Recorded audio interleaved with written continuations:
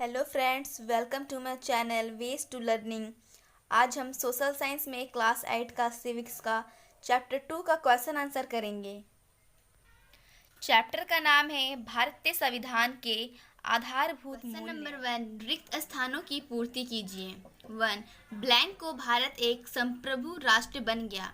इसका आंसर होगा 26 जनवरी 1950।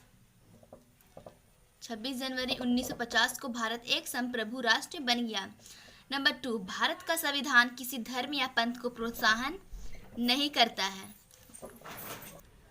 नंबर 3, भारत एक ब्लैंक देश है। भारत एक लोकतांत्रिक देश है। नंबर 4, 16वीं लोकसभा गठित करने के लिए 2014 में चुनाव हुए थे।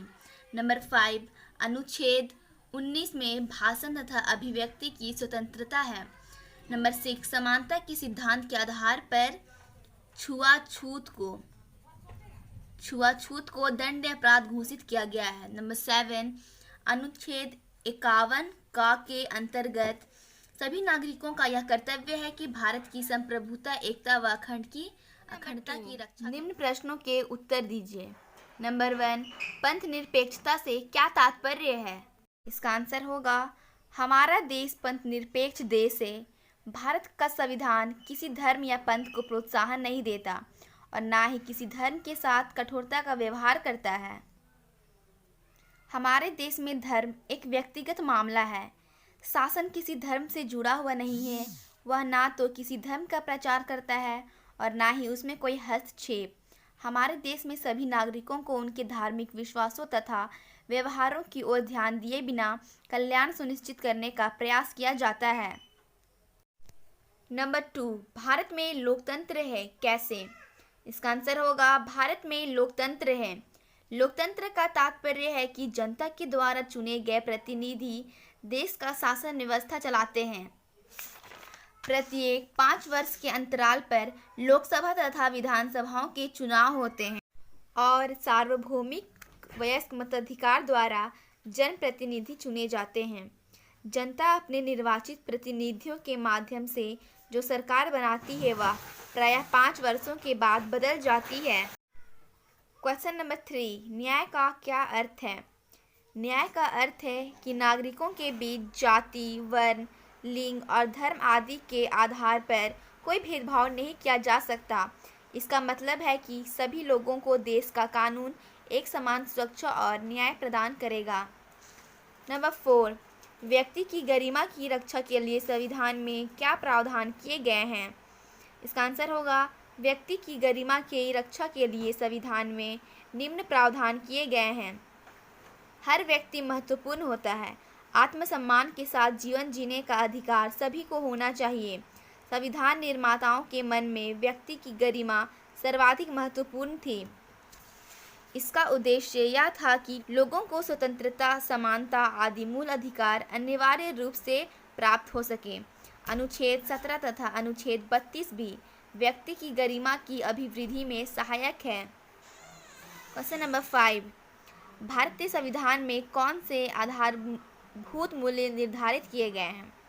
इसका आंसर होगा भारतीय संविधान में निर्धारित आधारभूत मूल्य निम्न हैं। क, संप्रभुता। ख, धर्मनिरपेक्ष या पंथ निरपेक्ष। ग, समाजवाद। घ, लोकतंत्र। अंग, गणराज्य। न्याय, स्वतंत्रता, समानता, बंधुता, व्यक्ति की गरिमा, राष्ट्रीय एकता एवं अखंडता। क्वेश्चन नंबर 3, राष्ट्र की अखंडता को कैसे बनाए रखा जा सकता है? कोई 3 सुझाव दीजिए। इसका आंसर होगा व्यक्ति की गरिमा को तभी सुरक्षित रखा जा सकता है जब राष्ट्र की एकता व अखंडता सुरक्षित रहे। इसलिए अनुच्छेद 51 का के अंतर्गत सभी नागरिकों का यह कर्तव्य दिया गया है कि वे भारत की एकता और अखंडता को संप्रभुता की रक्षा करें। 3 सुझाव इस प्रकार हैं। पहला, सभी नागरिकों को भेदभाव को भुलाकर तथा अपनी निजी स्वार्थों से ऊपर उठकर राष्ट्र के बारे में सोचना चाहिए। दूसरा, देश में राष्ट्रीयता के बारे में उसकी भावना का पुनः संचार किया जाना चाहिए। तीसरा, धार्मिक भेदभावों और सामाजिक कुरीतियों का अंत होना चाहिए।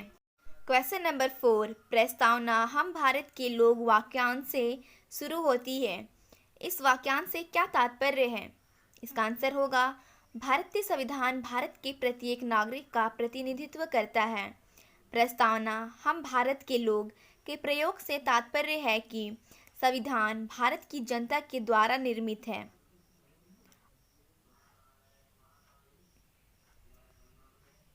और यहाँ के लोगों का विकास ही इसके निर्माण का मूलभूत उद्देश्य है। यह वाक्यांश लोगों के बीच समानता को भी प्रदर्शित करता है क्योंकि इसमें किसी व्यक्ति विशेष का उल्लेख नहीं किया गया। क्वेश्चन नंबर 5, संविधान में भारत को एक पंथ निरपेक्ष गणराज्य घोषित किया गया है। इसके पीछे क्या कारण हो सकते हैं? इसका आंसर होगा संविधान में भारत को एक पंथ निरपेक्ष राज्य घोषित किया गया है। गणराज्य कहना यह दर्शाता है कि भारत शासन की लोकतांत्रिक प्रणाली को अपनाता है जहां जनता अपनी सरकार खुद चुनेगी तथा यहाँ किसी विशेष पंथ अथवा सोच को बढ़ावा नहीं दिया जाएगा। यहाँ प्रत्येक संस्कृति, भाषा या विचार को समान महत्व दिया जाएगा। क्वेश्चन नंबर 6, भारत एक संप्रभु राष्ट्र है, स्पष्ट कीजिए। इसका आंसर होगा भारत एक संप्रभु राष्ट्र है जिसका तात्पर्य है कि भारत के आंतरिक तथा वैदेशिक मामलों में भारत सरकार सार्वभौम तथा स्वतंत्र है। भारत के ऊपर ना तो किसी आंतरिक शक्ति का दबाव है और ना ही बाहरी शक्ति का।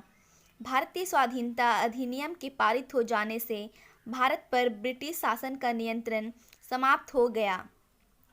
26 जनवरी 1950 को भारत संप्रभु राष्ट्र बन गया। ये था मेरा चैप्टर 2 का क्वेश्चन आंसर। तो अब मिलते हैं इसके अगले चैप्टर में, तब तक आप हमारे साथ बने रहिए। Thank you.